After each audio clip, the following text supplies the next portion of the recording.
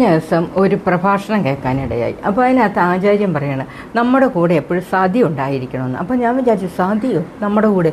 അപ്പം അന്നേരമാണ് അതിനെക്കുറിച്ചൊരു എക്സ്പ്ലനേഷൻ തരുന്നത്. അപ്പോൾ ഒരു വാക്കിൻ്റെ ആദ്യത്തെ അക്ഷരവും അവസാന അക്ഷരമാണ് സതി. അപ്പോൾ പറഞ്ഞു തന്നെ എന്താണെന്ന് വെച്ചാൽ സഹായ മനസ്ഥിതി. നമുക്ക് അതിനകത്ത് സഹായ മനസ്ഥിതി, ലാസ്റ്റത്തെ അക്ഷരം തീയ സതി. അതുപോലെ തന്നെ സഹാനുഭൂതി, മറ്റുള്ളവരോടുള്ള നമുക്കൊരു സഹാനുഭൂതി ഉണ്ട്. അതിനകത്ത് സായും ലാസ്റ്റത്തെ തീയും സതി.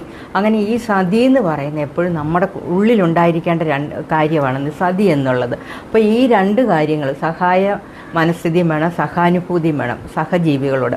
അപ്പോൾ ഇത് രണ്ടും ഉണ്ടെങ്കിൽ നമ്മൾ എവിടെയും തോൽവിയില്ല എന്നാണ് ആചാര്യന്മാർ പറയുന്നത്.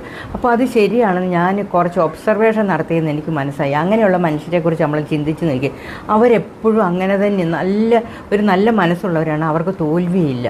നമ്മൾ ഇനി